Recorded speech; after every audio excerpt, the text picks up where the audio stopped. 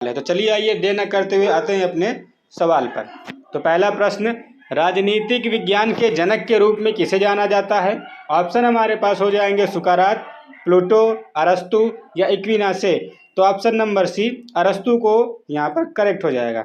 अब आते हैं प्रश्न नंबर 2 पर।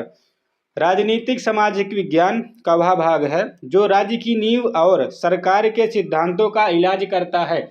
ये शब्द किसके द्वारा कहे गए हैं? तो ऑप्शन हमारे पास हो जाएगा विलोबी, पैल जैनेट, सीले या एस.एल. वासबी। तो ऑप्शन नंबर बी पैल जैनेट के द्वारा ये शब्द हमारे कहे गए हैं। अब आते हैं प्रश्न नंबर 3 पर। राजनीति में अध्ययन सम्मिलित है शक्ति का, राज्य का, सरकार का या तीनों में से सभी का। तो हमारे पास ऑप्शन नंबर डी, राजनीति में हम लोग तीनों चीज का अध्ययन करते हैं। अब आते हैं प्रश्न नंबर 4 की तरफ। रिपब्लिक पुस्तक किसके द्वारा लिखी गई थी? तो रिपब्लिक पुस्तक जो हमारे पास है वो हमारा प्लूटो, अरस्तु, मार्क्स या मैकियावेली के द्वारा। तो ऑप्शन नंबर ए प्लूटो के द्वारा रिपब्लिक पुस्तक लिखी गई है। पारंपरिक दृष्टिकोण के अनुसार राजनीतिक विज्ञान के अतीत, वर्तमान और भविष्य के पहलुओं का अध्ययन है समाज, सरकार, राज्य या शक्ति। तो ऑप्शन नंबर सी राज्य। तो पारंपरिक दृष्टिकोण, राजनीतिक विज्ञान और अतीत, इन तीनों का कौन करता है? हमारा राज्य हमारा वहाँ पर अध्ययन करता है। अब आते हैं प्रश्न नंबर 6 पर। पारंपरिक दृष्टिकोण को चुनौती देने वाले आधुनिक राजनीतिक वैज्ञानिकों में सबसे पहले कौन थे? तो ऑप्शन हमारे पास है फ्रायड, लॉसवेल्स, बर्नार्ड क्रिक, चार्ल्स मरियम। तो ऑप्शन नंबर बी लॉसवेल ने सबसे पहले पारंपरिक राजनीतिक दृष्टिकोण को चुनौती दी थी। अब आते हैं प्रश्न नंबर 7 की तरफ। प्रश्न नंबर 7 हमारा कहता है किसका नाम संरचनात्मक कार्यात्मक दृष्टिकोण से निकटता से जुड़ा हुआ है? तो ऑप्शन है टैकॉल्ट पर्सन, कार्ल डायच, लॉसवेल या फिर टैकॉल्ट। तो ऑप्शन नंबर ए टैकॉल्ट पर्सन यहाँ पर हमारा करेक्ट हो जाएगा। अब आते हैं प्रश्न नंबर 8 पर। प्रश्न नंबर 8 हमारा कहता है राज्य की उत्पत्ति के संदर्भ में अधोलिखित में से कौन सामाजिक समझौते पर विश्वास करते हैं? ऑप्शन हमारे पास हैं हब्स, लॉक, रूसो, 3 लोग हैं, या फिर कौटिल्य या जोहानस अल्ब्यूजियस। तो यहाँ पर ऑप्शन नंबर डी, तीनों के तीनों यहाँ पे क्या हो जाएंगे? सही हो जाएंगे। चलिए अब आते हैं प्रश्न नंबर अपने 8 पर। प्रश्न नंबर 8 हमारे पास है जॉन ऑस्टिन ने समर्थित किया है क्या चीज़ को? एकलवादी संप्रभुत्व को, अंग्रेजी विश्लेषणात्मक कानूनी प्रत्यक्षवाद को, उपयोगितावाद को या फिर उपरोक्त सभी। तो उपरोक्त सभी ने क्या किया है? जॉन ऑस्टिन ने सबको समर्थन दिया हुआ है। अब आते हैं प्रश्न नंबर 10 पर। लोकप्रिय संप्रभुता किसकी रचना में पाया जा सकता है? ऑस्टिन की रचना में, जोहानस अल्ब्यूजियस की रचना में, कौटिल्य या ए और सी दोनों। तो ऑप्शन नंबर डी कौटिल्य और ऑस्टिन की रचना में लोकप्रिय संप्रभुता पाई जाती है। अब आते हैं प्रश्न नंबर 11 पे। विधि का शासन किसने संकल्पित किया? एच लास्की ने, एच.वी. डायसी ने, हेयस ने या जे.एस. मिल ने। तो option number B A V. Dicey ने विधि का शासन संकल्पित किया है। अब आते हैं प्रश्न नंबर 12 की ओर। प्रश्न नंबर 12 हमारा कहता है किस प्रकार का लोकतंत्र महज कुछ लोगों की प्रधानता का समर्थन करता है? ऑप्शन है प्रत्यक्ष लोकतंत्र, अभिजनवादी लोकतंत्र, उदारवादी लोकतंत्र या उनमें से कोई नहीं। तो ऑप्शन नंबर बी अभिजनवादी लोकतंत्र, मतलब उनमें से कुछ लोग ही मुखिया रहेंगे, बाकी सारी जनता क्या रहेगी? एज ए नॉर्मल कॉमन रहती है। अब आते हैं प्रश्न नंबर 13 की तरफ। तो भारत के कितने राष्ट्रीय दल हैं? अभी तक भारत में कितने राष्ट्रीय दल हैं? तो ऑप्शन यहाँ पर है 6, 8, 10 या 9। तो अभी तक भारत में कुल 6 राष्ट्रीय दल नेशनल पार्टीज पाई जाती हैं। अब आते हैं प्रश्न नंबर 14 पे। क्या दबाव समूह की क्रियाकलाप राजनीतिक प्रक्रिया का अंग होता है? तो ऑप्शन है हाँ, नहीं या चुनाव के समय सिर्फ। तो ऑप्शन नंबर ए हाँ, क्योंकि अगर आप दबाव समूह मतलब विपक्ष अगर नहीं है तो आप राजनीतिक प्रक्रिया को अच्छे से नहीं कर पाएंगे। तो यहाँ पे ऑप्शन नंबर ए जरूरी अंग होता है। ठीक है। अब आते हैं प्रश्न नंबर 15 पे। तो प्रश्न नंबर 15 हमारा कहता है किस अधिनियम का भारतीय संविधान के निर्माण से सबसे अधिक प्रभाव है? तो ऑप्शन हमारे पास हो जाएंगे 1909 के मिलपीटो सुधार अधिनियम, 1919 का भारत सरकार अधिनियम, 1935 का भारत सरकार अधिनियम, या फिर 1247 के वहाँ पे 1947 का स्वतंत्रता अधिनियम। तो ऑप्शन नंबर सी 1935 का भारत सरकार अधिनियम के द्वारा हमारे संविधान पर बहुत ही अधिक प्रभाव पड़ा हुआ है। अब आते हैं प्रश्न नंबर 16 पर। भारतीय संविधान की प्रस्तावना में किस संविधान संशोधन अधिनियम द्वारा महत्वपूर्ण संशोधन किए गए हैं? तो ऑप्शन हमारे पास हैं 40वें, 42वें, 44वें या फिर 66वें। तो याद रखिएगा ऑप्शन नंबर बी यहाँ पर 42 है, जिसको हम लोग जिसको हम लोग मिनी संविधान के नाम से भी जानते हैं। चलिए अब आते हैं प्रश्न नंबर 16 पर। प्रश्न नंबर 16 हमारे पास है, भारतीय संविधान के किस अनुच्छेद के अंतर्गत नागरिक अपने मौलिक अधिकारों की रक्षा के लिए सर्वोच्च न्यायालय में शरण ले सकते हैं? तो ऑप्शन हमारे पास हो जाएगा अनुच्छेद 29, अनुच्छेद 30, 31 या 32। तो ऑप्शन नंबर हमारा डी अनुच्छेद 32 के तहत क्या कर सकते हैं, हम अपने मौलिक अधिकारों को रक्षा कर सकते हैं। अब आते हैं प्रश्न नंबर 18 पर। राज्य के नीति निर्देशक तत्व के स्वरूप के लिए निम्नलिखित तथ्यों में कौन सही है? तो ऑप्शन हमारे पास हो जाएंगे, यह अनुदेश पत्र है, यह न्यायालय द्वारा संरक्षित नहीं है, यह दिशा संकेत है, या सभी। तो याद रखिएगा जो राज्य के नीति निर्देशक तत्व होते हैं वो तीनों होते हैं। ये अनुदेश पत्र भी होता है, ठीक है, न्यायालय द्वारा संरक्षित भी किया जाता है, और ये दिशा संकेत भी होते हैं। ये तीनों यहाँ पे ऑप्शन नंबर डी यहाँ पर हमारा करेक्ट हो जाएगा। अब आते हैं प्रश्न नंबर 19 पर। तो प्रश्न नंबर 19 हमारा कहता है, किस अनुच्छेद में भारतीय संविधान के संशोधन की प्रक्रिया का वर्णन है? तो ऑप्शन नंबर 360, 365, 368 या 370। तो 368 ऑप्शन नंबर सी पर हमारा क्या हो जाएगा, यहाँ पर हम भारतीय संविधान की किसी भी अनुच्छेद में संशोधन कर सकते हैं। तो अब आते हैं प्रश्न नंबर 20 पर। इनमें से कौन एकात्मक लक्षण नहीं है? एकल नागरिकता, एकीकृत न्याय व्यवस्था, संविधान की सर्वोच्चता, या राष्ट्रपति की संकटकालीन शक्तियां। तो एकात्मक लक्षण जो होते हैं हमारे पास, संविधान की सर्वोच्चता, संविधान सबसे ऊपर है, ये हमारा इसको छोड़ करके बाकी सारे हमारे क्या है, एकात्मक लक्षण के उदाहरण हैं। अब आते हैं प्रश्न नंबर 20 पर। प्रश्न नंबर 20 हमारे पास है कि अभी वर्तमान में 2023, याद रखिएगा यहाँ पे 2023 की बात कर रहा है, 2023 में राष्ट्रपति कौन है? तो ऑप्शन हमारे पास हो जाएंगे नरेंद्र मोदी, रामनाथ कोविंद, प्रतिभा पाटिल या द्रौपदी मुर्मू। तो option number D Draupadi Murmu यहाँ पर क्या हो जाएंगी, सही हो जाएंगी। 2023 में वो राष्ट्रपति हमारी बन चुकी थी। अब आते हैं प्रश्न नंबर 22 पर। भारत के प्रधानमंत्री किसके मुखिया होते हैं? विधायिका के, कार्यपालिका के, न्यायपालिका के या सैन्य के? तो ऑप्शन नंबर बी। तो भारत का जो प्रधानमंत्री होता है वो कार्यपालिका का मुखिया होता है। अब आते हैं प्रश्न नंबर 23 की तरफ। तो राष्ट्रपति को किसके द्वारा महाअभियोग से हटाया जा सकता है? तो सभा द्वारा, सभा के दोनों सदनों के द्वारा, राज्यसभा के द्वारा या प्रधानमंत्री के द्वारा? तो ऑप्शन नंबर सी राज्यसभा के द्वारा महाभियोग लगा करके राष्ट्रपति को हटाया जा सकता है। प्रश्न नंबर 24। भारतीय राजनीतिक दलों को कौन सी संस्था मान्यता प्रदान करती है? तो ऑप्शन हमारे पास हो जाएंगे चुनाव आयोग, वित्त आयोग, राज्य चुनाव आयोग या इनमें से कोई नहीं। तो ऑप्शन नंबर ए चुनाव आयोग ही क्या करती है, सभी प्रकार की राजनीतिक दलों को मान्यता प्रदान करती है। अब आते हैं प्रश्न नंबर 25 पर। तो प्रश्न नंबर 25 हमारा कहता है, उच्च न्यायालय के न्यायाधीश को शपथ ग्रहण करवाते में कौन देता है? तो राज्यपाल, उच्च न्यायालय के मुख्य न्यायाधीश, राष्ट्रपति या इनमें से कोई नहीं। तो याद रखिएगा उच्च न्यायालय के जो न्यायाधीश होते हैं उनको जो शपथ ग्रहण करवाते हैं वो राष्ट्रपति करवाते हैं, ठीक है। ऑप्शन नंबर सी यहाँ पर करेक्ट हो जाएगा। अब आते हैं प्रश्न नंबर 26 पर। राज्य वित्त आयोग क्या है? तो कानूनी संस्था है, एक गैर संवैधानिक निकाय है, संवैधानिक निकाय है या इनमें से कोई नहीं। तो ऑप्शन नंबर सी। तो राज्य वित्त आयोग जो है वो संवैधानिक इकाई है, क्योंकि इसमें संविधान में इसका विवरण दिया गया है। अब आते हैं प्रश्न नंबर 27 पर। मतदाता सूची को और किस नाम से जाना जाता है? निर्वाचन, मतदाता पहचान पत्र, निर्वाचन सूची या इनमें से कोई नहीं। तो मतदाता सूची को निर्वाचन सूची के नाम से भी जाना जाता है। प्रश्न नंबर 28, भारतीय निर्वाचन पद्धति की चुनौती निम्नलिखित में से कौन सी है?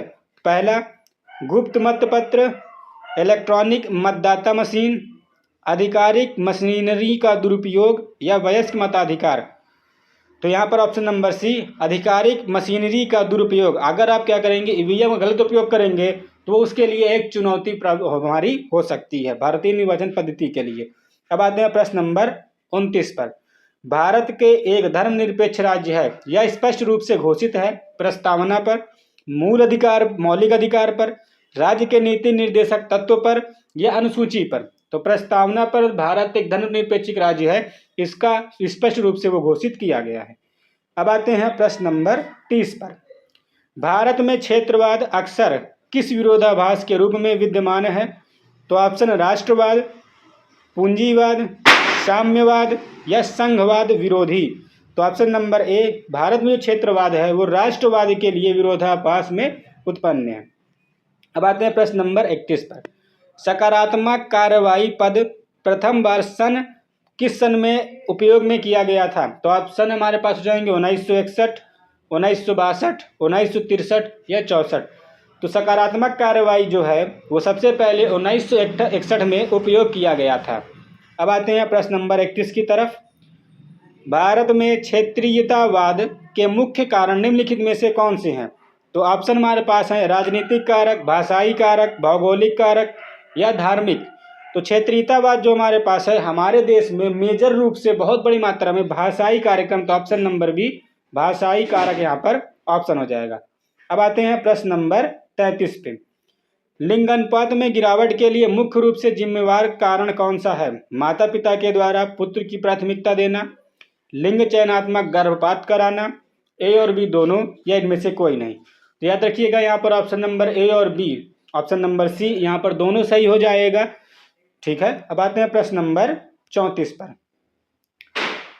हस्तक्षेप का सिद्धांत किसने दिया था? जे.एम. मिल ने, बेथम ने, एडम स्मिथ ने या रिकार्डो ने? तो option number C, Adam Smith ने हस्तक्षेप का सिद्धांत दिया था। नोटा लागू करने वाला भारत देश है किस नंबर पर?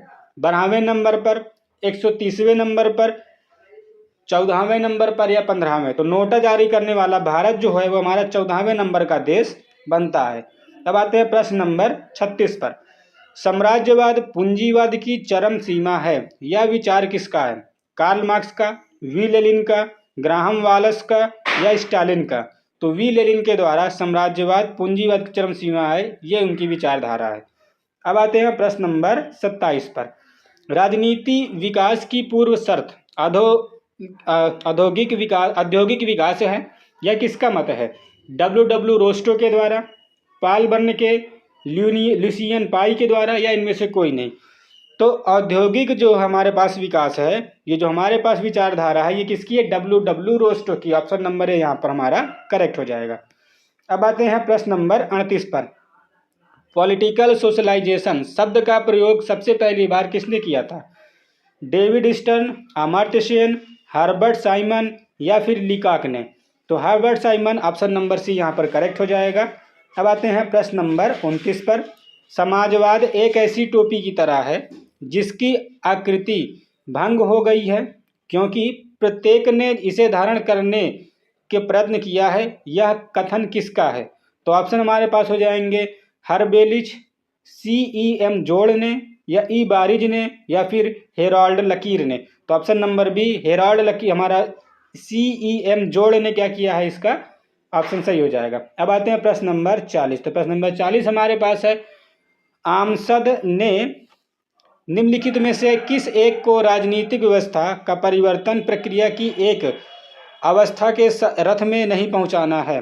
तो हितवाचन, हित समुच्चयवाचन, राजनीतिक भर्ती या अधिनिर्णय? तो ऑप्शन नंबर ए, हितवाचन जो यहाँ पे इसका सही ऑप्शन हो जाएगा। अब आते हैं प्रश्न नंबर 41 पर। अमेरिकी संविधान के कितने अनुच्छेद धाराएं हैं? तो ऑप्शन हमारे पास है 8, 9, 7 या 6।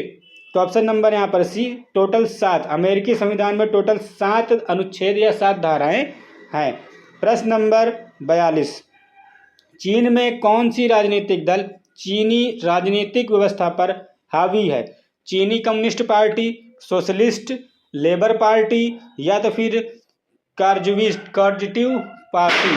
तो ऑप्शन नंबर यहाँ पर ए, चीनी कम्युनिस्ट पार्टी चीन पर इस समय पूरी तरह से हावी हो चुकी है। अब आते हैं प्रश्न नंबर 43 पर, फ्रांस की राजनीतिक व्यवस्था में सबसे शक्तिशाली पद किसका है?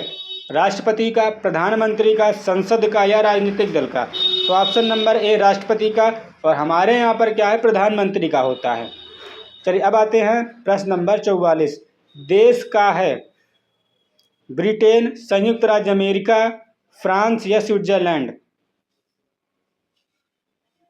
तो ये ऑप्शन हम स्किप कर देंगे, ऑप्शन ये क्वेश्चन पूरा नहीं है। अब आते हैं प्रश्न नंबर 45 पर, स्विस संविधान के अनुसार बहुवचन कार्यकारिणी के सदस्य का चुनाव कौन करता है?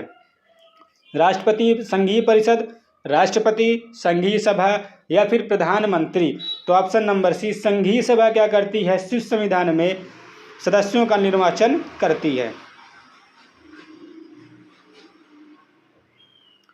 अब आते हैं अपने प्रश्न नंबर 46 पर, किस विद्वान व्यक्ति ने ब्रिटेन में कानून के सामने के बारे में विस्तार से वर्णन किया है? अल्बर्ट वेन डाइसी ने, बुद्धेश विल्सन ने, हंस जे मोर्टिगे ने, यामकाम होबा ने? तो option number A Albert when dicey ने आप इसका करेक्ट ऑप्शन हो जाएगा। प्रश्न नंबर 47, किसका नाम पोस्ट कोर्ब से जुड़ा हुआ है? डिमार्क, वाइफ, फिनफर या फिर लूथर मूलिक का? तो फोर्ट्स कोर्ब के लिए लूथर मूलिक यहाँ पे ऑप्शन नंबर सही हो जाएगा। आप जाते हैं क्वेश्चन नंबर 48 पर, किसने नवीन लोक प्रशासन की ओर लिखा है? एक पुस्तक जो हमारे पास है, नवीन लोक प्रशासन। तो ऑप्शन हमारे पास हो जाएंगे फ्रैंक मैरीनी, चार्ल्स वरंच, वालड या पिफनर? तो ऑप्शन नंबर ए फ्रेंच मैरीनी यहाँ पर करेक्ट हो जाएगा। अब आते हैं प्रश्न नंबर 49 पर, तो प्राजमीय समाज की सिद्धांत को किसने प्रतिपादित किया है? गैलेंड, थॉमसन, वाल्डो या फिर रिक्स ने? तो ऑप्शन नंबर डी रिक्स ने।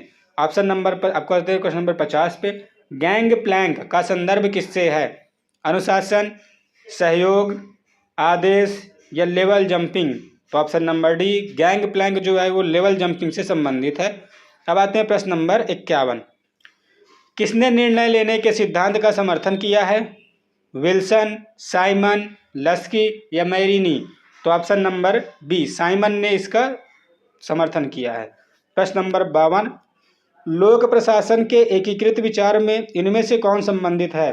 तो ऑप्शन हमारे पास है मूनी, विलोबी, बर्नार्ड या एल डी वाइट ने? तो option number D L D white का क्या है, ये एकीकृत विचार है लोक प्रशासन। प्रश्न नंबर 43, इनमें से कौन सा सिद्धांत हार्थोन द्वारा प्रयोग की उत्पत्ति है?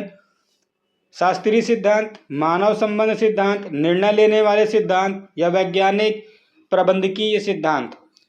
तो ऑप्शन नंबर बी मानव संबंध सिद्धांत यहाँ पर करेक्ट ऑप्शन हो जाएगा। अब आते हैं प्रश्न नंबर 54 पे, संचार प्रशासन की रक्त धारा है, यह किसका कथन है? मिलेट, मेयो, पिकनर या हेनरी? तो ऑप्शन नंबर सी पिकनर के द्वारा। अब आते हैं प्रश्न नंबर 55 पर, निम्नलिखित में से कौन सा सरकार मनोबल निर्माण में मदद नहीं कर सकता है? नौकरी की संतुष्टि, नौकरी प्रशिक्षण, सुविधाएं या तानाशाही? तो ऑप्शन नंबर डी तानाशाही में इसका सही ऑप्शन हो जाएगा। अब आते हैं प्रश्न नंबर 65 पर, भर्ती नीति और चयन विधियों पर डीएस कोठारी आयोग ने अपना रिपोर्ट प्रस्तुत किया था, कब किया था? तो 1975, 76, 77 या 78? तो ऑप्शन नंबर बी 1976 में। अब आते हैं प्रश्न नंबर 57 पर, तो निम्नलिखित में से कौन नागरिकों की शिकायतों के लिए निवारण के लिए बनाई गई सबसे पुरानी ज्ञात प्रणाली है? लोकपाल, लोकायुक्त, अम्बेसडर मैन प्रणाली या इनमें से कोई नहीं? तो अम्बेसडर मैन प्रणाली यहाँ पर हमारा क्या हो जाएगा, करेक्ट ऑप्शन हो जाएगा। अब आते हैं प्रश्न नंबर 58 पर, लोकायुक्त की स्थापना करने वाला पहला भारतीय राज्य कौन सा है? बिहार, आंध्र प्रदेश, उत्तर प्रदेश या महाराष्ट्र? तो ऑप्शन नंबर डी, महाराष्ट्र ने सबसे पहले लोकायुक्त की स्थापना की थी। प्रश्न नंबर 69, निष्पादन बजट किसके द्वारा दिया गया है? भारतीय प्रशासनिक सुधार आयोग के द्वारा, संयुक्त राज्य अमेरिका का दूसरा हूवर आयोग, भारतीय प्रकलन समिति, संयुक्त राज्य अमेरिका का पहला हूवर आयोग?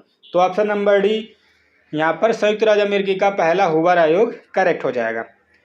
राज्य सरकार का ऑडिट है संघ सूची का विषय, राज्य सूची का विषय, समवर्ती सूची का विषय, या इनमें से कोई नहीं?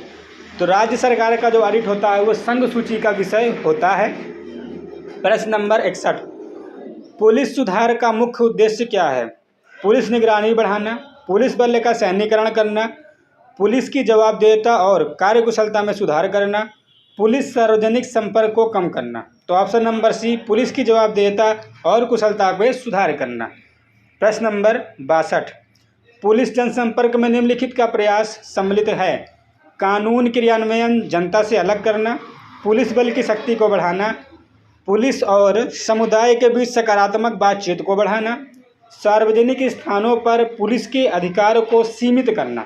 तो ऑप्शन नंबर डी यहाँ पर करेक्ट हो जाएगा। अब आते हैं प्रश्न नंबर 63 पर।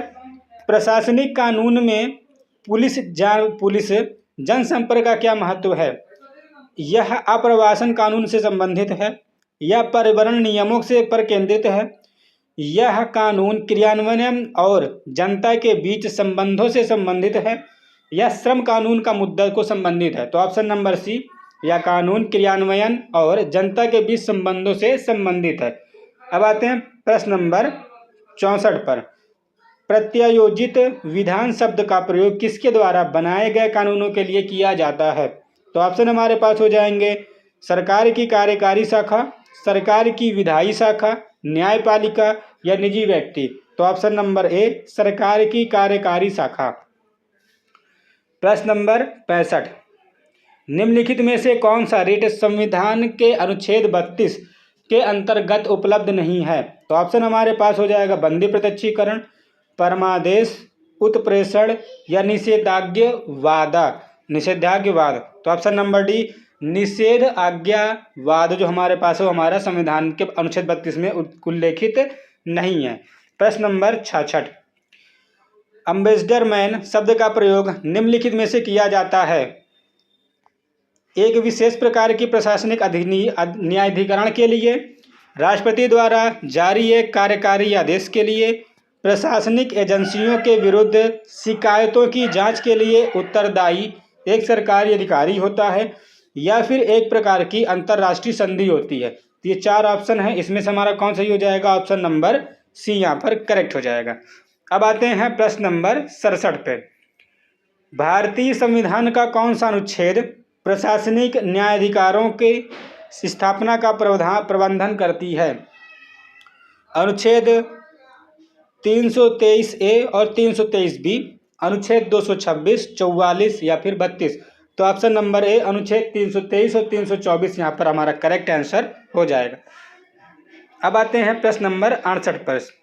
निम्नलिखित में से किसे भारत में स्थानीय स्वशासन के पिता के रूप में जाना जाता है? ऑप्शन हमारे पास हो जाएंगे Lord Mayo, Jawaharlal Nehru, Lord Ripon या फिर महात्मा गांधी? तो लॉर्ड रिपन को हम क्या करते हैं, भारत में स्थानीय स्वशासन के पिता के रूप से जानते हैं। अब आते हैं प्रश्न नंबर 69 पर। अशोक मेहता समिति ने अपनी रिपोर्ट कब प्रस्तुत की थी? 1976, 77, 78 या 79? तो ऑप्शन नंबर यहाँ पर सी, 1978 में उन्होंने पेश की थी। अब आते हैं प्रश्न नंबर 70 पर। स्थानीय स्वशासन की केंद्रीय परिषद की स्थापना संविधान के किस अनुच्छेद के अंदर की गई है? अनुच्छेद 173, 183, 163 या 193? तो ऑप्शन नंबर सी, 183, 163 यहाँ पर करेक्ट हो जाएगा। अब हमारे पास निम्नलिखित में से कौन पंचायती राज के 73वें संविधान संशोधन अधिनियम का स्वैच्छिक प्रावधान है? तो ऑप्शन हमारे पास हो जाएंगे पिछड़े वर्गों के लिए आरक्षण का प्रावधान, आर्थिक विकास के लिए योजना आयोग का तैयार करना, ग्राम सभाओं का आयोजन, कर, शुल्क आदि से संबंधित पंचायतों को वित्तीय शक्तियाँ प्रदान करना। तो ये 4 है, चारों में से कौन सा हमारा कथन सही है? तो ऑप्शन नंबर हमारे पास सी, वहाँ पर 1, 2 और 4 यहाँ पर सही हो जाएगा। अब आते हैं प्रश्न नंबर 72 पर। पंचायती राज लागू करने वाला पहला राज्य कौन सा है? तो ऑप्शन हमारे पास हैं गुजरात, महाराष्ट्र, राजस्थान या बिहार। तो ऑप्शन नंबर सी, राजस्थान ने सबसे पहले पंचायती राज लागू किया था। इसके बाद हमारा आता है केरल। प्रश्न नंबर 73, नगर पालिका क्षेत्र का तात्पर्य नगर पालिका के उस क्षेत्र से है जैसा कि अनुसूचित में किया जाता है राज्यपाल द्वारा, नगर पालिका परिषद द्वारा, नगर पालिका आयुक्त द्वारा या मंत्री परिषद के द्वारा। तो ऑप्शन नंबर ए, राज्यपाल के द्वारा, इसका सही ऑप्शन हो जाएगा। अब आते हैं प्रश्न नंबर 74 पर। शहरी स्थानीय स्वशासन की निम्नलिखित में से किस इकाई का संवैधानिक आधार नहीं है? ऑप्शन है छावनी बोर्ड, नगर निगम, नगर पालिका परिषद या नगर पंचायत। तो ऑप्शन नंबर ए, छावनी बोर्ड, इसका सही ऑप्शन हो जाएगा।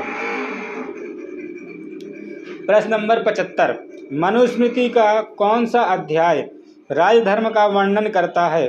चौथा, छठवां, पांचवा या सातवां? तो ऑप्शन नंबर डी, सातवां हमारा यहाँ पर करेक्ट हो जाएगा। प्रश्न नंबर 76, निम्नलिखित में से कौन प्राचीन भारत का एक धर्म एवं कर्म की अवधारणा पर केंद्रीय विशेष बल देता है? तो ऑप्शन हमारे पास हैं दलित, सामाजिक संरचना, शिक्षा पद्धति या जाति व्यवस्था। तो ऑप्शन नंबर डी यहाँ पर क्या हो जाएगा? सही हो जाएगा। कौटिल्य का अर्थशास्त्र का वर्णन करता है, किस चीज़ का वर्णन करता है? वो आर्थिक जीवन का, धार्मिक जीवन का, राजनीतिक का या सामाजिक का? तो ऑप्शन नंबर सी, सामाजिक राजनीतिक जीवन का वो क्या करता है? समर्थन करता है। अब आते हैं प्रश्न नंबर 78 पर। निम्नलिखित में से कौन M.N. राय के अनुसार नव मानववाद के अनिवार्य तत्व नहीं है? ऑप्शन हमारे पास हैं स्वतंत्रता, तर्क, नैतिकता या साहस। तो यहाँ पे ऑप्शन साहस, यहाँ पे ऑप्शन नंबर डी यहाँ पर करेक्ट हो जाएगा। अब आते हैं प्रश्न नंबर 79 पर। संपूर्ण क्रांति का नारा किसने दिया?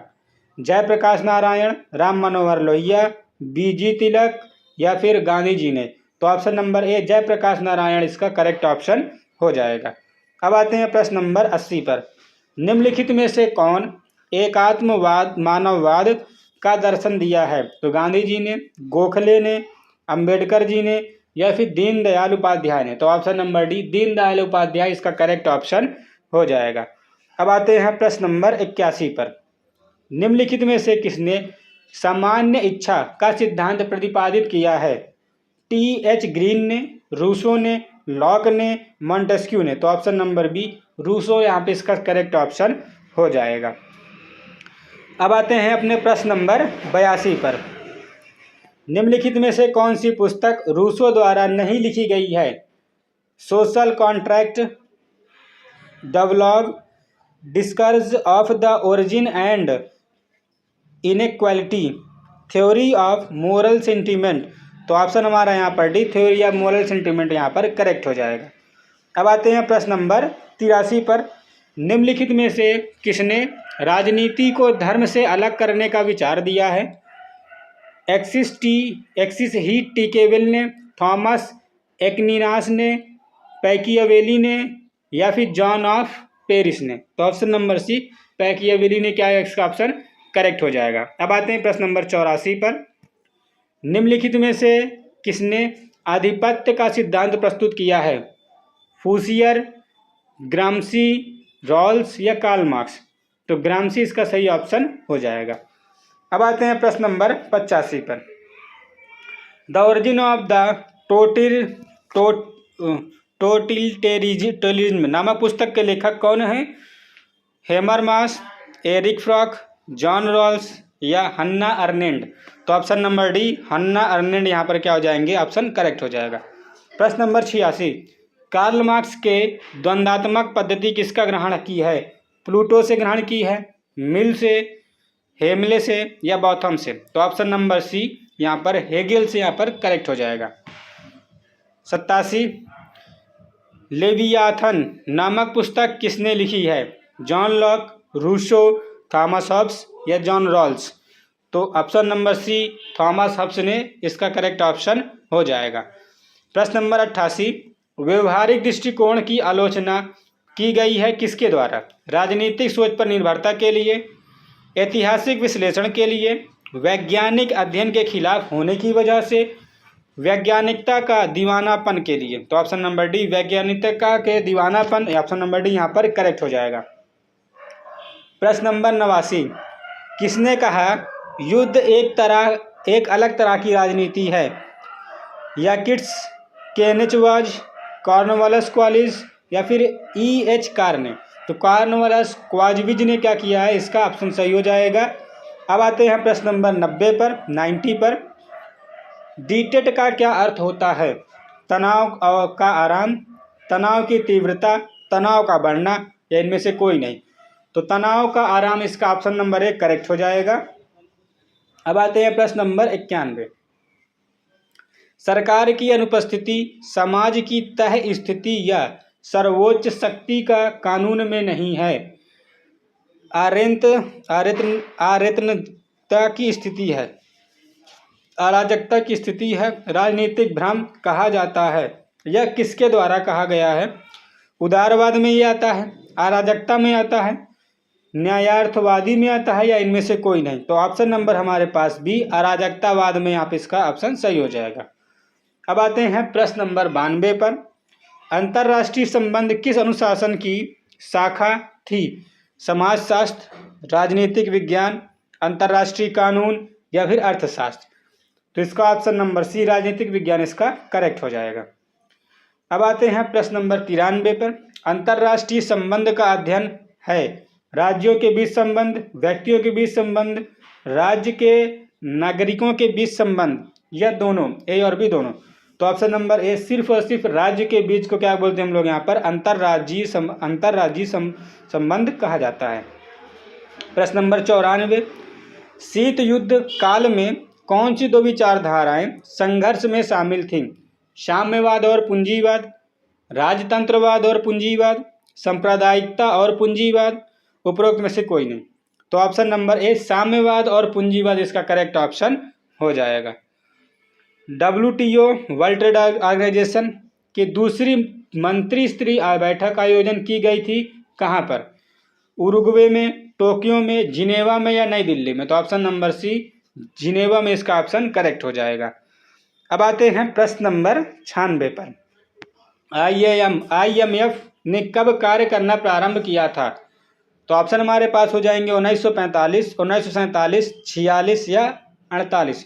तो ऑप्शन नंबर बी 1946 ने IMF ने कार्य करना प्रारंभ कर दिया था। अब आते हैं प्रश्न नंबर 97, विश्व बैंक का पूरा नाम क्या है? पुनर्निर्माण और विकास के लिए यूनिवर्सल बैंक, पुनर्निर्माण और विकास के लिए अंतर्राष्ट्रीय बैंक, पुनर्निर्माण और विकास के लिए विश्व बैंक या पुनर्निर्माण और विकास के लिए वैश्विक बैंक? तो ऑप्शन नंबर बी अंतर्राष्ट्रीय बैंक यहाँ पे करेक्ट हो जाएगा। अब आते हैं प्रश्न नंबर 98 पर। इनमें से कौन सा आर्थिक सुधार सरकार द्वारा अपनी उदारीकरण नीति के तहत शुरू किया गया है? तो ऑप्शन हमारे पास हो जाएंगे औद्योगिक और वित्तीय क्षेत्र में सुधार, औद्योगिक और कृषि और वित्तीय क्षेत्र में सुधार, कृषि एवं वित्तीय क्षेत्र में सुधार या औद्योगिक और कृषि क्षेत्र में सुधार? तो ऑप्शन नंबर ए औद्योगिक और वित्तीय क्षेत्र में सुधार इसका सही ऑप्शन हो जाएगा। प्रश्न नंबर 99, पर्यावरण अध्ययन का उद्देश्य विकास करना है क्या चीज़? स्थानीय पर्यावरण या तो फिर संबंधी मुद्दों को समझना, वैश्विक पर्यावरण संबंधी मुद्दों को समझना, पर्यावरण के प्रति सकारात्मक दृष्टिकोण बनाना या फिर उपरोक्त सभी? तो ऑप्शन नंबर डी इसमें से तीनों ऑप्शन क्या हो जाएंगे? करेक्ट हो जाएंगे। अब आते हैं प्रश्न नंबर 100 जो आज का हमारा आखिरी क्वेश्चन भी है। अगर आपको ऐसे क्वेश्चन चाहिए तो हमको फॉलो करते रहिए, तो ठीक है। आते हैं प्रश्न नंबर 100 पे।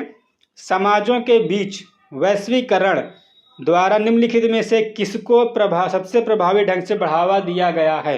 ऑप्शन है मोनोकल्चर मूल्य, बहुसंस्कृतीय मूल्य, क्षेत्रीयकरण या तो फिर आत्म केंद्रिता। तो बहुसंस्कृतीय मूल्य जो है इसका ऑप्शन हमारा सही हो जाएगा। तो यहीं पे हमारे क्या होते हैं 100 क्वेश्चन समाप्त होते हैं। तो मिलेंगे आपसे अगली क्लास में, तब तक के लिए